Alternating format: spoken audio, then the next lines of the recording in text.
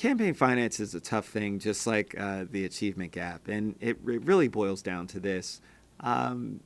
If you innately believe that somehow, because a company contributes a certain amount of money to a candidate, that candidate is now corrupt or somehow curries a certain amount of favor, that's one discussion.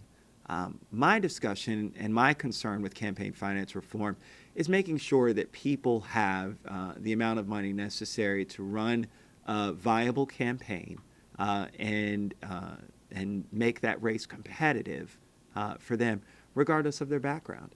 And the challenge is, for me as a young minority male, when I first ran for office in 2006, I was severely outspent, didn't have access to the resources that other members did, and had to win my race by doing other things. I mean, many of you know my story. I quit my job with Marriott and campaigned full-time, knocking on doors. I knocked on almost 10,000 doors to win my election.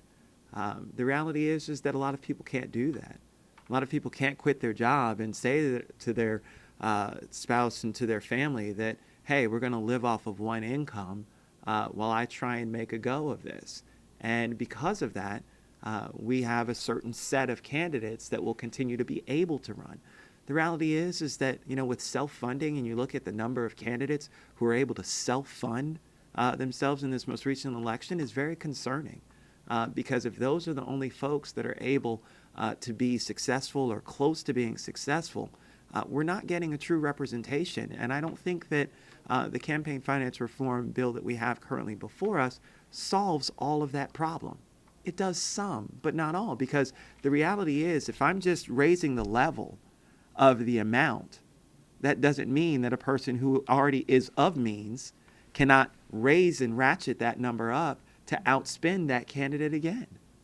So that really doesn't achieve what I am looking for, which is not the dollar amount that a certain entity or person can contribute to a campaign, but it's actually about limiting the amount of spending that's done in these races. Nobody wants to talk about that, but that is the true crux of the issue when it comes to campaign finance. Where is the limit?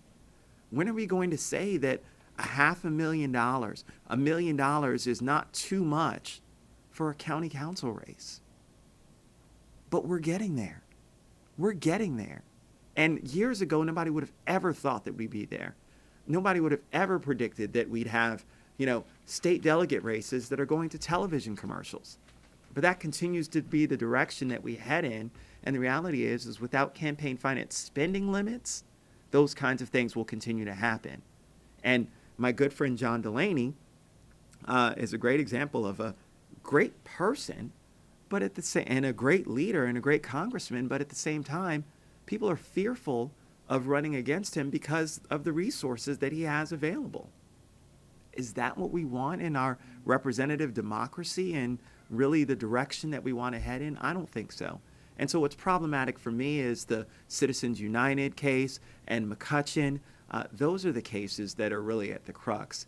And for us, in looking at our public campaign finance, it might help in some instances, but it really isn't what we need to focus on. What we need to focus on is really getting campaign spending limits. And that really is going to achieve, in my eyes, what I want to achieve when it comes to fair election campaign finance reform.